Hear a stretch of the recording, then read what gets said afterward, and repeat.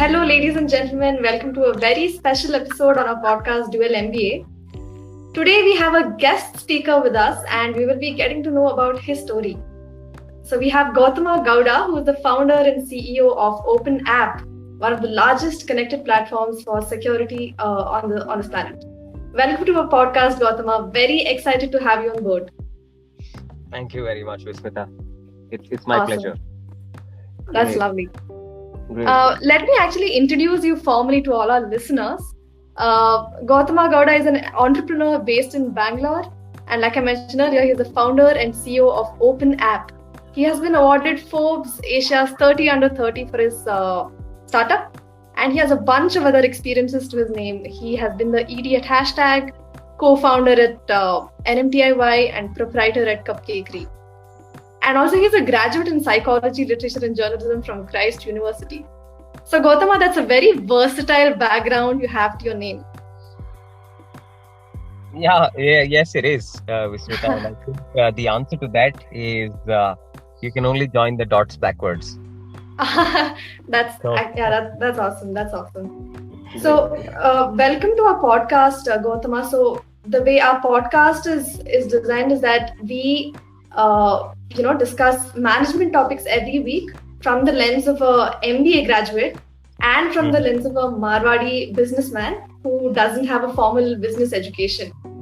So I think it's going to be very interesting to converse with you about your story, because it looks like you have both going on for in your story. So I think it's going to be a very interesting talk that we're going to have with you.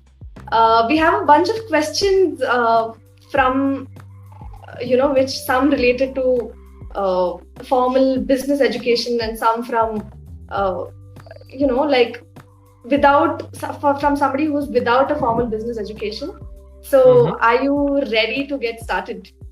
Yeah, absolutely. But before that, let me also clarify that I am not just not formally educated in business, but I'm also not a Marwadi.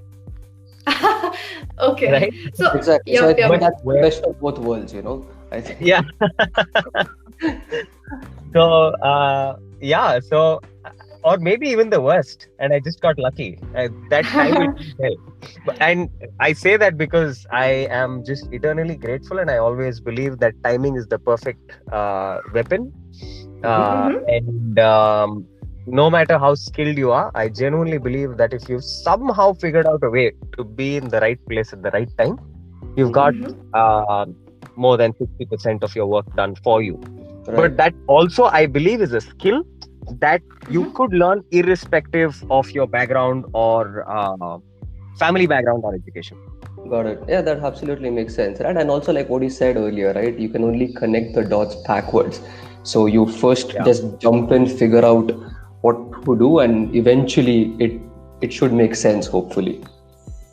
Yeah, I mean, see, the reference for me with that regard is you will never be able to judge the depth of the ocean from outside, from the beach. You'll have to dive. Yep, of course. Right. Nice. Such words of wisdom. So so on that note, right, Gautama, right? I mean, just looking at your journey, right, from Cupcakery to Nimti to OpenApp, right? It's quite a diverse set of companies that you've built, right? So just wondering if you could just walk us briefly through that journey itself. Must have been quite something over the past 7-8 years. Yes, absolutely. And it will be 10 years in 2021, actually. Wow. Okay. So, in fact, that is if you count the amount of time that I have exclusively given to build out all of these things. But my journey starts slightly earlier than that. So, what I mean by that is, even in my degree, when I was doing my journalism, psychology and literature from Christ University, right. I think at some point in my second year or probably the last year, right? I think maybe the third year, I got pulled into real estate, right? Okay. Real estate, and that was again by chance. I had no intention, no inclination at all. And how that happened traces back to the fact that I used to do a lot of odd jobs. for my own pocket money, something that even my parents did not know. Like at the age of 15 or 16 itself, I started doing a lot of these odd jobs for daily wage. Things that kids would do, right? Like maybe distributing pamphlets to getting some of these questionnaires set up for companies like TVS, Nor Soupy Noodles, and take up a bunch of their promotional activities in schools, etc. So I used to do a lot of these things, and that's how I started earning money to begin with. And earning money is basically 200 rupees per day was my was what I would earn. I was basically started off as a daily wage guy. And that I credit most of my success to that, right? Because you figure out things on the ground far better than what you would do by reading a book. Right. So that's where it started off. And that led to, as I said, some connections and a friend of mine requesting me to help him sell his brother's property in Jayanagar, right? And he said, you know what, he is my cousin. So if we somehow figure a way out to help him, sell his property, if through your connections or whatever, we can make some good money on the side. Right. I told him that, okay, it's a decent opportunity. And of course, I've made some connections on the ground. So let us try. And that's how it started off. And I made some bit of money in that year, not a lot, and definitely got sidelined on some really big deals. And again, to sort of, this is important information also, in a way that I always, I could not think small. I was always thinking big. And to give you a perception of that, when I was doing real estate, there was nothing that I was doing in rentals, none of these broker types, not your 1-2 BHK, nothing. I was actually doing plots. And there came a point that I got so well connected, both on the supply and demand side, that I was showing acres of land. And there are actually patches of property in Bangalore right now, prime property, that have been built. And I was one of the first few people that knew that something like that was there and a deal was going through. And at that point, my age was 19 or 20. And when I used to go to college, and of course I was a student, right? So it's not like I could. And Christ, again, we've all heard of strict attendances. It's not like I could bunk days together.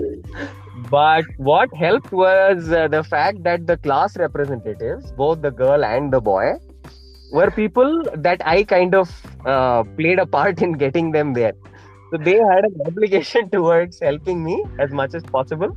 So what I would do is early in the morning, I would start my day as early as say 5:30 or 6 and ask all these deal makers to come follow me or come to these properties, show them around, and then be back for the first class that would ideally start at 8:30 or 9. But if I was late, I would get a proxy on the first one. Okay. That was the deal. Or do my deals after 4 o'clock. Only the first one though, right? You would get a proxy or not the second. See, the second one would be slightly tough even for them. They still got about. So, second one, if that is the case, so I don't actually remember. It's been a while. I don't remember. Got them, but in any case, what I know is I got through without getting banished. So I think I've done pretty well. But I would come to college with property papers worth 5-6 crores in my bag, and nobody would know. For a 19-20-year-old at that point, right? So I was always thinking big. I think somewhere there, there is a correlation to how I built out my life later. And then immediately after college, there's something that a lot of people don't know. I will only delve into it if you think it is necessary. Is my first business was not cupcakery, and it was definitely not a success. It was a business called Tosh. Okay.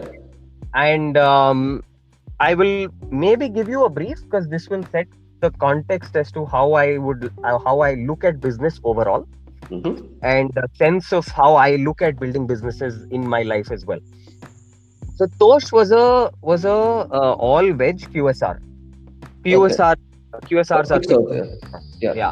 are example, a Goli Vada Pav is QSR, McDonald's is QSR, right?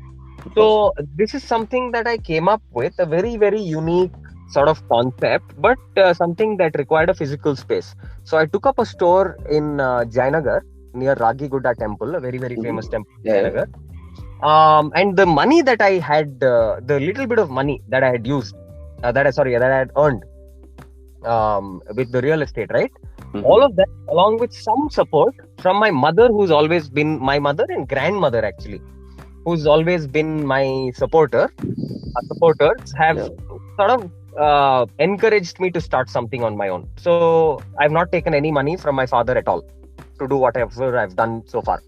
Oh, I put okay. that money into this. I got on board the national F&B head for Barista Lavazza at that point, called Leo Fiberli, as a consultant, and got him to finalize my menu, my recipes, and everything.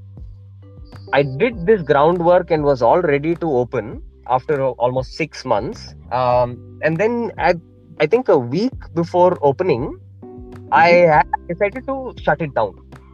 Oh. And the reason, Okay. and the reason that happened was because everything was set up, and the only thing I was waiting for was my F&B license, Right. which is given out by the corporation. Now, there was no trouble with it because it's a very straightforward thing to do. I mean, it was also, although it was in front of the temple, it was all veg, it was very sophisticated. I left nothing up to chance, but I hadn't received it in my hand yet. Although it was applied, everything was all done, right, from a compliance perspective. So I went to the BBMP office in Janagar to find out where it was, and came to know from one of the babus, as you would call, is that it has been approved, but it is left for sanction. It is up for sanction from the local corporator at that point, right? Right. So, okay. So at this point, I went to my father for help because he knows people generally. And what happened there was a little bit of an ego tussle where my father also kind of went to the MLA of the area because he knew him better. And that man called him, and so there was an ego thing where the corporator simply put it on the temple and said, okay, this is in front of a very famous temple, and they have objected. Now this becomes a religious issue. The MLA told my dad that you get one NOC from the temple and come back, and then no problem, sir, no matter what, I will get you this license. We of course found out there was nothing that the trustees from the temple wanted. They didn't give a damn about some young chap opening one store somewhere. But my father told me two things. Look, now it is obvious that what he wants is money. You either give him the money, go about your work. I will give it to you, or if you have it, you give it. That is one option. Second option is you don't give the money, and that is also a choice. It is my responsibility to get it, because now we know that the trustees don't have an issue, or getting an NOC is a day's effort. Right.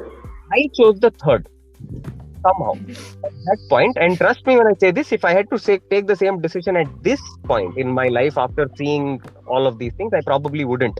In a very, very filmy way, somehow, truly, right? Like some things you cannot look back and think, shit, did I even do that? And this is one of those moments when I think back, but it defined my life.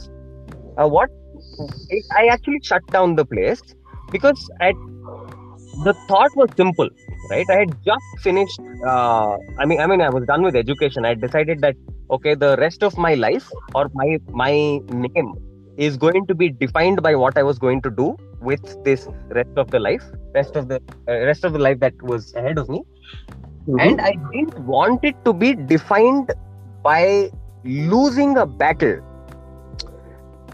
in the first place, which was starting off with a bribe. Right? So it is more want to do that. Ideological point with you rather than just keeping us ethics aside to say let's go ahead with whatever has to be done. Yes, because see, the second option, like my father said, he also came with a warning. He said, I will do it for you, but the corporator is going to remember this. So for the first 6 months, he will not do anything. He will come back and he will say, okay, you've not placed one dustbin, or he'll put one no parking board. He can do whatever he wants. He kind of has a clout with the local police station or stuff like that. It's not that you're going to get into serious trouble, but it will perpetually be a hassle that you have to face. Right? At this point is when I realized this is not the kind of system. I didn't want to lose to the system. Let's just put it that way. Very, very ideological. I don't even know why. I took that decision and I decided to shut it down. And for 3 days 3 days and 3 nights, I was bedridden with extreme high fever, not because of some virus or cold, but because of anxiety and pressure. Because I was one guy who had just started off, and this was clear to a very, very large extent. Like, I'd put up everything and I was looking forward to it, but I shut it down. It was still my decision. And I stuck to it. And that is when all your relatives, your friends will come and tell you, why are you doing this? Go find a job, or go figure something else out. Go try and figure out something with your father, or stuff like that, right? That is what gave rise to Cupcakery. Cupcakery is what I then started. If I can just ask you, right? I mean, this seems, at least to me, is actually quite a setback, right? To shut down something which you've invested so much of your time and money and shut it down 1 week before it's supposed to start, right? And for a lot of people, that would have been a setback from which they would not have recovered from, right? And like you said, most people would have gone for a job and just left aside any such ideas, right? What really made you still persist, or rather get out of that funk, if you will, right? To say, okay, now what's next? What do I start next? I have always, as a personality type, have looked at any sort of a setback as a challenge rather than a problem. And I very consciously do, even while I use these words when speaking, I don't say something is a problem. I never have a problem. I always have challenges. Somehow that's ingrained in me at a very young age. I don't know who played a part in it. I genuinely don't remember. But that's how I looked at it. But although, as you very rightly said, it was a huge setback, it took me some time to recover. But in that time, what I did was I didn't brood over what was already, obviously done. I instead looked at all the things that didn't work and how could I actually solve it. Okay. And later, the fact that I could take such a big hit, right, made me really strong. Because I can tell you throughout the journey, and this is a fact, especially if you're an entrepreneur and you're building things out by yourselves, right? By yourself. Yeah. You're going to face failure, small, big, at different levels, and it will be very, very consistent, by the way. You'll never have a point where there are no failures. It could be with a project, it could be with a new vertical, it could be with a new GTM, right? Or a new competitor that comes in and kind of changes the game for you. But you have to always be persistent. And this, at the very initial stage, helped me or strengthened me to an extent that I never thought was possible only by myself. Wow. Okay. That's amazing, actually. Thanks. Yeah. Hey, Gautam, I think that's really cool. Yeah. I mean, this is quite a bit of stuff that you kind of shared. I mean, at such a young age, you kind of got from just a college-going student to becoming one of those guys who could carry property papers worth crores in his back to college. Yeah. I think that's something. Yeah. I'm sure you'd be. I mean, thinking about it now, you probably feel proud about it, and I'm sure your parents do. Isn't it? I am very proud. I am very proud of it. In fact, I am that ground level guy till date. Right? Because of all the things that I've done there, is even today when when we have, and I actually love it. So when we have these shows, or we're participating in some kind of an exhibition, anything, right? I'm actually the guy standing at the table and speaking to customers because I love it. Or if we're doing some sort of on ground activity, I'm there with the guys, with my marketing manager or with my sales guys. That's helped me become the number one sales guy in the company and the most excited sales guy in the company, always. Awesome. Hey, so on similar lines, Gautam, would just like to know, how did you land up or finalize on the idea of OpenApp? I mean, especially, I don't know, when did you begin this? It was sometime around, 2015? Or... Right. Yeah, around that time, right? And I think around that time, IoT was probably at its most infant stages, isn't it? Yes. The initial phases of IoT becoming part of the global ecosystem. So my question to you is, how did you finalize on this idea of OpenApp? What made you come up with this? So, Very quickly before OpenApp, Cupcakery was what I started right after the failure of Tosh, which became successful. And my first mentor was C. Ramachandran, the head of family for Nilgiris 1905. It's his facility that I worked with, and it is through him that I learned so much more about business, about organized business, right? And then what I got into was, I think, as you've seen also, and as you've mentioned very rightly, into tech and design services. Again, that I had, no formal education in, neither with baking, obviously, but nor with tech and design. What I had learned were the basic principles of business, which is dhanda. You need to be able to, which is I think also why you got me here, to be able to speak about that angle, right? Like business proper, how do you look at a business? Of course, And that I learned. Again, grateful to the on-ground experiences that I've had, and these mentors that I've had the opportunity to meet and learn from. So I've looked at it as dhanda. So I've never baked a cake in my life. I cannot.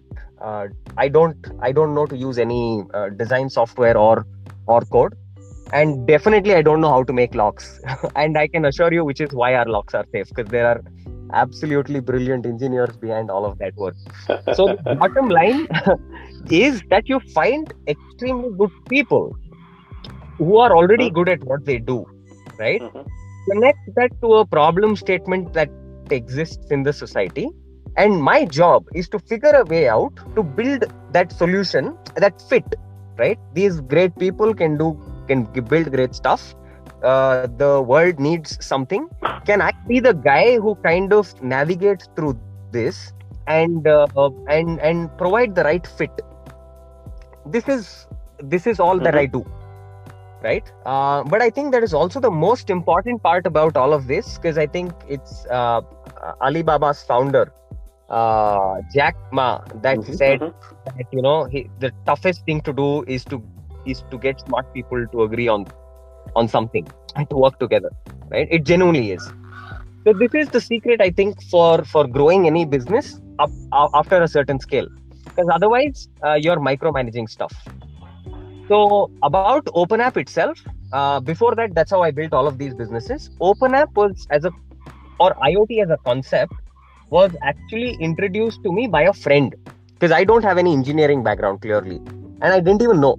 Right? I did not even know what IoT was.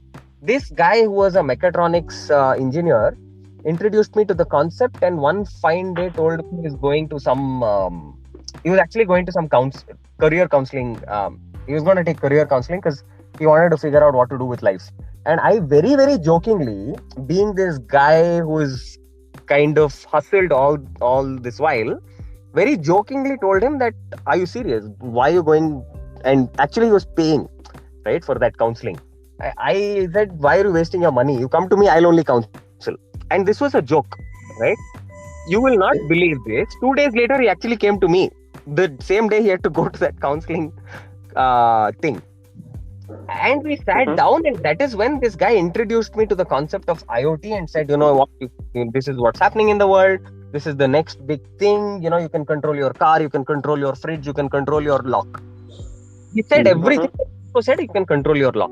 Somehow, intuitively, that stuck to my head, because that was a very, very relatable problem. Because I've always been, as a kid, like at home, my mother would always give me that one single key to your house, put it in your bag in school and send you, just in case she was not around, when the school bus arrived. I'm sure all of us, it's very, very intuitively. It's a very relatable problem, like you said, right? We've all grown up with that. Exactly, right? So that kind of stuck. And I've always been intuitive about such things. But I took whatever he said, and I asked him, okay, all of this is great. Can you build them? He was very confident. He said he will. So I told him, okay, give me 2 days. I will do my own research. And I found out that IoT was growing at such a rapid pace globally that this would redefine mankind. Internet is one thing, right? Internet penetration, we all knew was going to a certain number, but IoT, the total number of IoT devices were supposed to surpass the total population of mankind by 2020, which by the way it did. Yeah, I read that. Yeah. So this was the statistics that I read up, and I saw, okay, this is a great wave to ride, and it will be a wonderful opportunity. If somebody can make it, I definitely will figure a way out to sell this. Was the whole angle with which I came in. So I started working with this guy. I told him, okay, you build it, and we'll together figure a way out to build it, basically, and then we will sell. But what happened is this fellow, after a month, was nowhere to be found. He kind of stopped taking my calls because for him he was not as entrepreneurial. Obviously, later I found out he wasn't confident enough. I still tried to work with him. We tried to recruit other engineers, go all out on trying to build this, but it didn't happen. This was not even 2015. This was early 2014. But that idea stuck to my head, and I was already running tech services that time, so I was making money. I held on to it, but at the right opportune moment, I found a guy who could build it, right? But actually, I will tell you one more thing before that. And this guy was a hobbyist. The guy I found was somewhere in Bangalore. He was an IoT enthusiast. I found him on Facebook in one of these networks, IoT networks, and he said I can build it. I took that into confidence, and I figured out a problem statement with one extremely large telecom company. In fact, the 4th largest ISP in the country, right? They have a very, very unique problem, which is they have all these junction boxes on the outside. I'm sure all of you would have also faced. These junction boxes have two important components. One is your internet switch, and the second is your battery. Now, battery is what is valuable to the common man. Internet switch, yes, does its job. Battery is valuable because you can resell it for a price. It's worth 700 to 800 rupees in the black market, because it's also you can also use it for your bikes, etc. Now, these are all housed out in the open. Okay. And their own employees, the telecom company's employees, have keys to this. So these guys are earning typically 7,000-8,000 a month. Now a guy earning that kind of money has key to a box like this that could potentially help you earn or double your salary each month. It's not even stealing, because he has a key, right? That was the problem statement. They were losing a lot of battery that didn't just hit their capital, but it also hit their attrition levels, because as a consumer, you lose the battery, you don't have internet, then you're going to disconnect. Exactly. Became a very, very serious issue. They were desperately looking out for a solution, couldn't find anywhere in the world, not just country, world, because they are really large. Yeah. Then I somehow found an in and got to some people and said, I can build it for you. Don't ask me, let's not get into the details, but I convinced them. It took me about 4 to 5 months to convince them that I can build this product. Convinced them to an extent where they didn't just give me a PO for 500 units, but also a 50% advance, which they have never done to anybody, small or big. Yeah. Now I get the PO for 500 units, come back, I don't have a team, neither the team nor the product, right? So I went backwards with the deal to figure a way out to somehow build the team and the product. That is how OpenApp started. Wow. Okay, that's a completely reverse way than what most companies start. Yeah, exactly. Yeah, I said that's an exact reverse way as compared to how most companies' origin stories are, right? You normally start with building something and then sell it. You first okay, let me sell something because I know I can do it, and then do it. Correct. I mean, kind of also is a story about product market fit, right? Like, if you know there is a need, it just means you can do whatever it takes to build the product. I have realized what most people do is they build the product first, and then there is no market for it. I have realized that it is not the most efficient form of building a business. But hey, if it works, then I guess that's not a like you said. Again, I'll go back to your original statement of you can connect the dots backwards, right? Maybe Only, if you didn't have that initial client, this might not have happened in the first place. Yeah. No, I don't think so. See, because I think it's the drive. Because I would have figured a way out to build it anyway. I was never anyway looking to build a B2B business. See, my vision initially was to be able to build a B2C business. Okay. And I was looking to find people. But when I found an opportunity which was large enough, I took it. Okay. Sometimes like initially also like how we spoke, right? You cannot you will only know if you dive. That's the only no.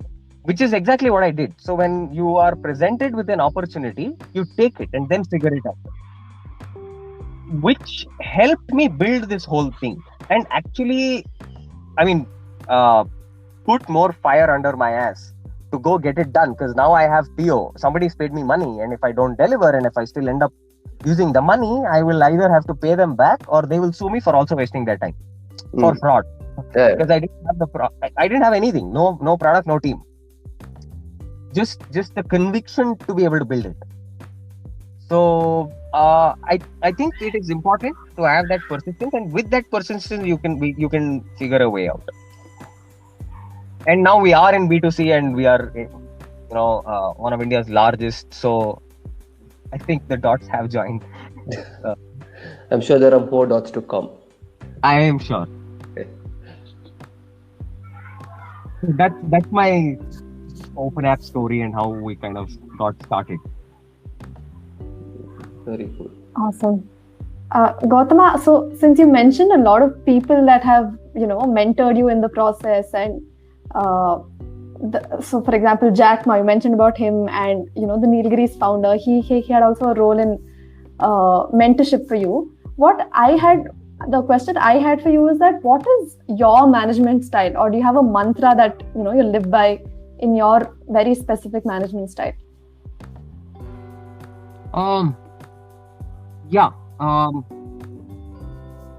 Like how you manage your time, your resources.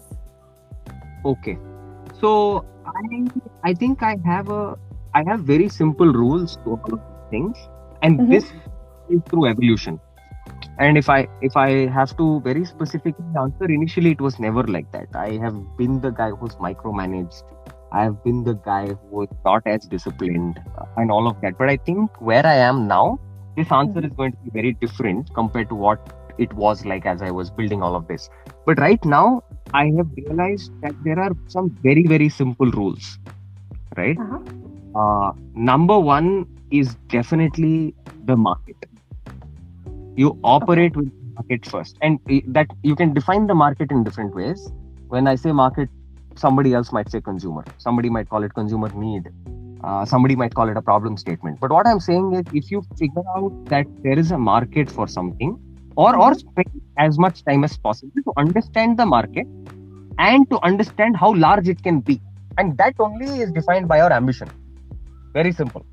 And there is no right or wrong in that. Somebody might say, I want to be worth 1 crore, or somebody might say, I want to be worth 1 lakh crores. Right? Correct. Based on your ambition, you define your market. You start backwards from there. Because then that will really help you assess what you need to go after something like that. Right? Because that will truly help you go down to the details of, what detail of product you need.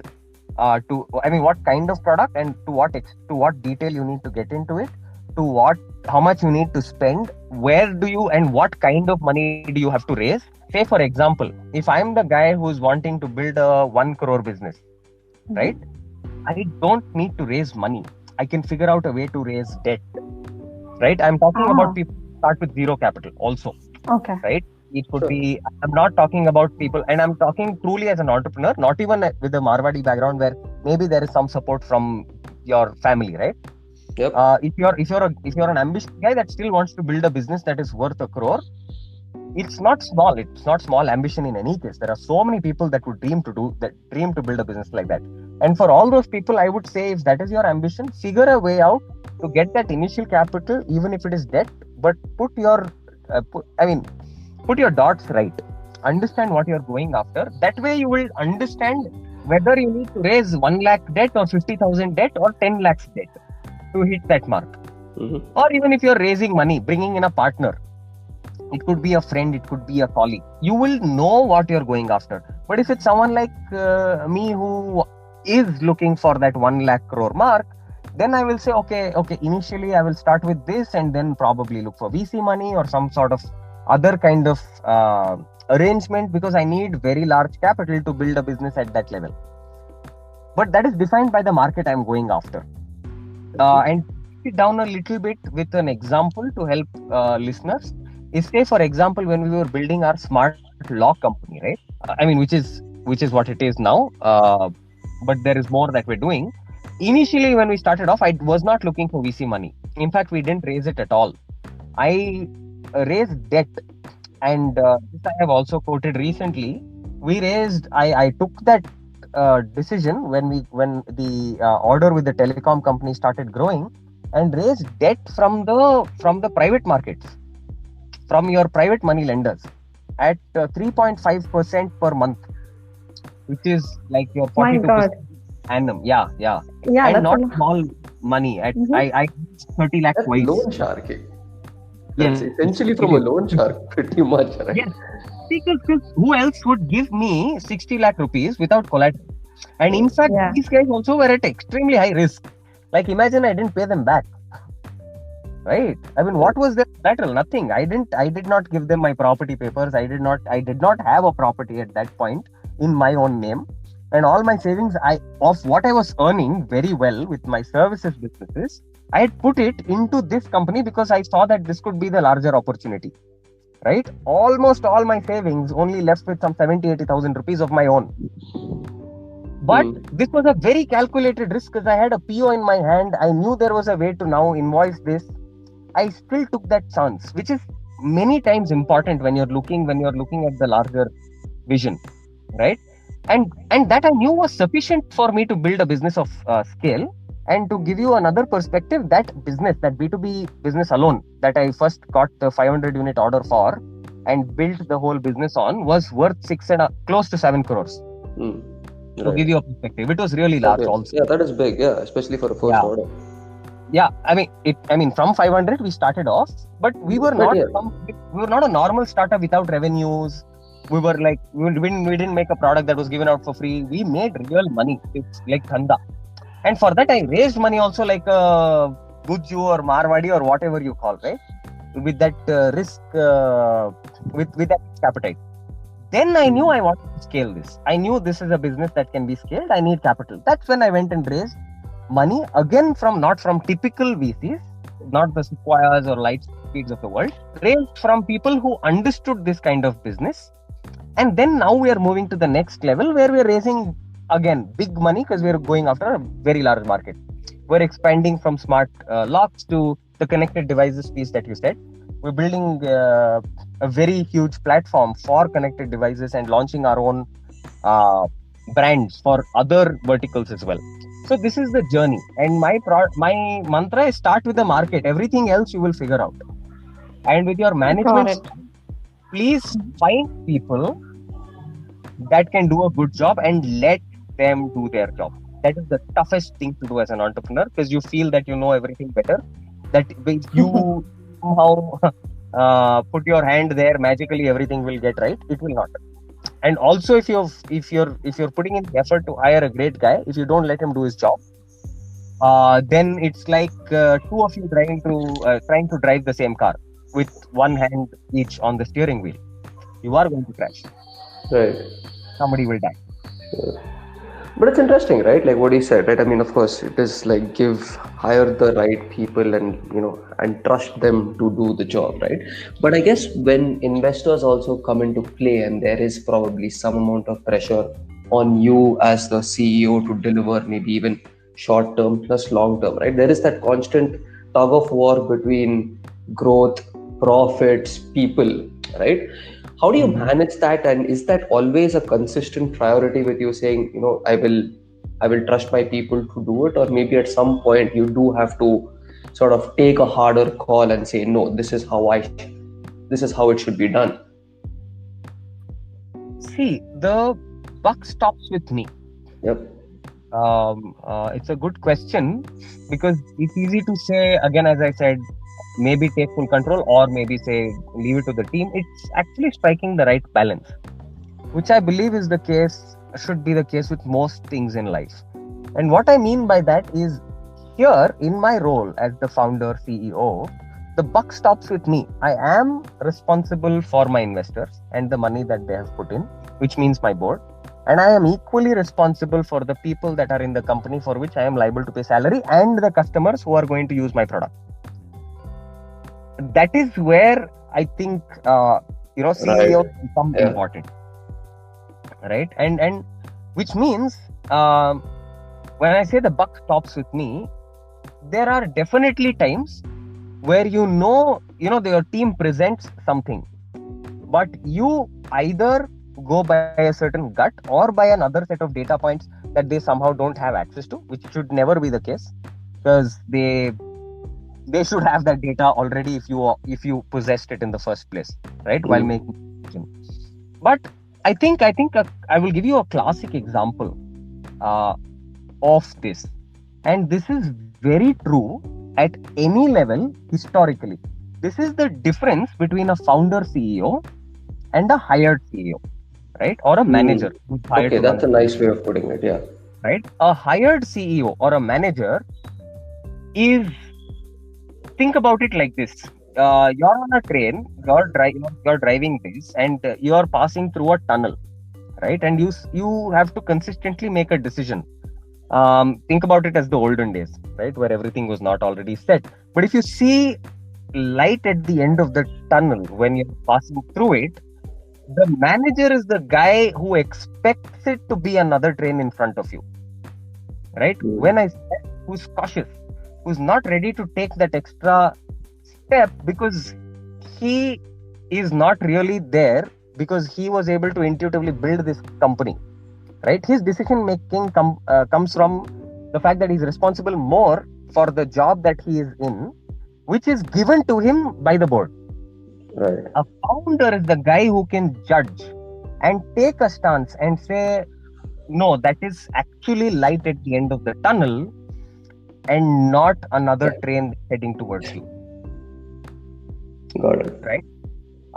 So it is, there are lots of decisions that you end up taking, but you have to own it up. Look, the job of a CEO is to make decisions, truly. Right? After the point, initially you get your hands dirty. You are the one building everything. And to give you an example, the first 2,000 units, we built by hand. And I'm not kidding when I say that. We actually soldered pieces. We 2 days, 2 nights, no sleep. We sat down, soldered these PCB units, and we had, your casing, you had the PCB, you had your, I cannot remember the term, but in any case, it's the point. So yeah, you get your hands dirty, but then you grow to a level where it is very important, and you realize the quality of your decision making is what will drive this company. Got it. Even the large CEOs will talk about it. Jeff Bezos, in fact, talks about it a lot. Zuckerberg talks about it a lot. Yeah, he does. And in fact, I was reminded of that when you were mentioning this. Yeah, so that's nice. Okay, Gautama, I know we have only around 9 or 10 minutes, right? So let's do this, right? We have a rapid fire. Let's just do a quick rapid fire questions, right? Not as serious as what we have been discussing right now, right? Okay. So why don't we just do that for a few minutes, right? Just to sort of also take a break, right? Yeah. Okay. So quickly, right? Favorite food? Home food. Okay. Ideal role model for you? Somewhere between Steve Jobs and Microsoft. Bill Gates. Between Steve Jobs and Bill Gates. At the right mix. I told you, I like the Madhyam Marg. So I can't pick one. That between both of them is the perfect guy. I ideally would like to do that. So, okay. Yeah. Any outside interests apart from OpenApp? A lot of them. I am involved in social activities, and apart from that, I like to do interesting stuff. I have hobbies like horse riding, I dive, and I travel a bit, but not as seriously as a lot of people. Most important, I think, meditation. I am, I spend about a month every year in the Himalayas. Oh, Just okay. just on meditation and spirituality. Got it. I think it's my biggest strategy. Cool. The one quality you look for when you are hiring someone, the most important quality. I think uh,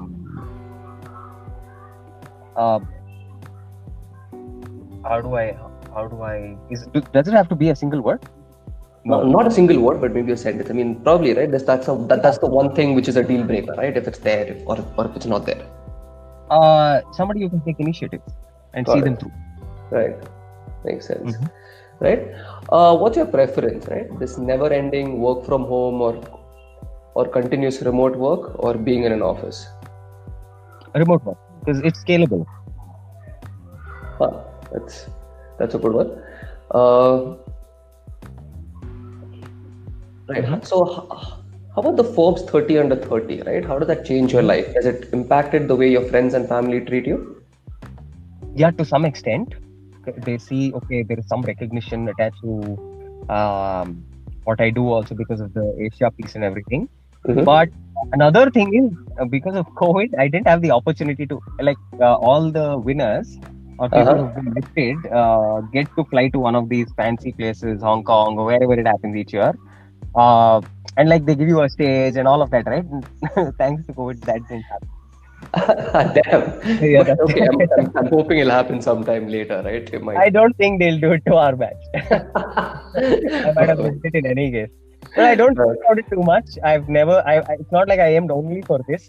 Let's hope I come in the actual 100. Exactly. That's what I was going with, right? Yeah. Okay. Yeah. So, what's your point of view, right? Start up early or start up late after some experience? I mean, I would assume that answer, but like you said, it's only after you see the dots you can connect. Early, right? And okay, and last question of the rapid fire, right? What part has your love life or romance played in your story of startup success? I think an important part, because I mean, maybe I don't know if I should be speaking about this, but more importantly, this person has played a very, very crucial role in being the backbone and that support system to everything that I have done so far, and that has really given me the motivation.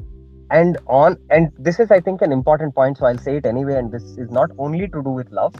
I think I am a very, very staunch believer of women playing a role in anybody's success, not just a man's success. And I will actually, starting from my grandmothers, who played that by telling me moral stories when I was a kid, to my mother, who's been like, my father has always said, take it slow or be safe. My mother said, be the go-getter. And similarly, that has also, I'm been very lucky to find somebody in my adult life who's been supportive to the same extent or furthermore. Awesome. That was fantastic, Gautama. Thank you for that. Right. So I'll probably just end with one last question. Right. I know that you don't have too much of time left. Right. Just one last question. Right. You've all talked about until now what's happened and your motivations and your thinking behind it. Right. What's next? Right. How do you see the next 5 years for you and OpenApp? I think it will be a very fascinating future. The ecosystem is rapidly developing, and I can tell you as a person who's in it right now, the next 10 years are going to, as consumers and also common folk, you have to remember this. Just like how 10 years ago we did not think that there could be a service through which, first of all, a smartphone through which you could literally run your life. And on top of that, something as simple as WhatsApp that will define everything that you do. I'm not even saying Facebook, Instagram, leave all of that. Leave all of the jazz. Something as simple as WhatsApp has changed our behavior in a way that you cannot imagine. There was a time that I could not quickly send a photo and take somebody's feedback if I was shopping something. Yeah. Okay. Right? Not even there. If we've gone through this phase, the next 10 years is going to be radical.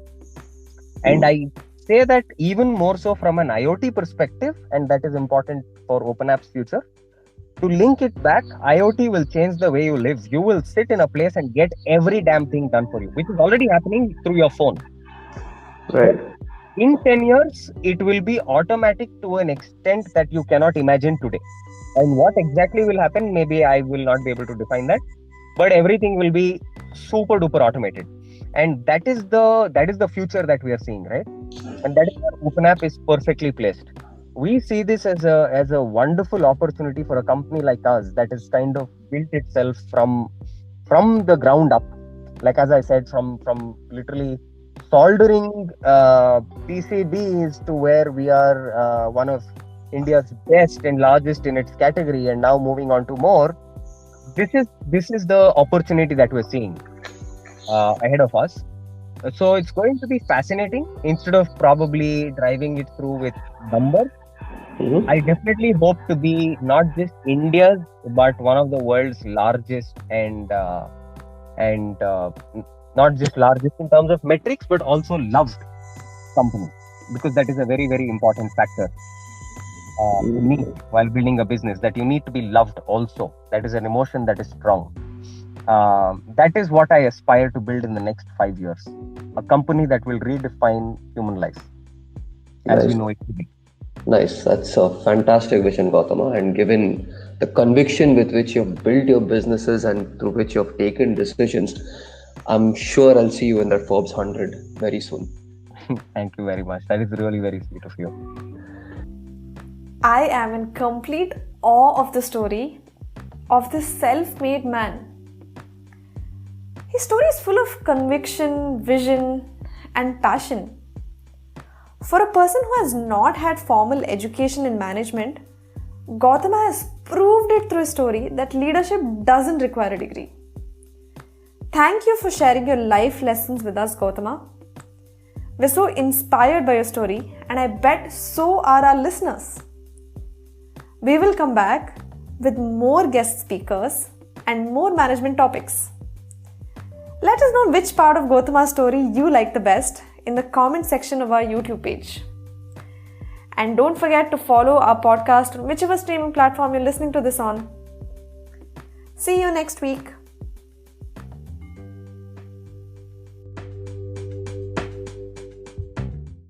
Thanks for watching the episode. Like, share, and subscribe to our channel for more such content.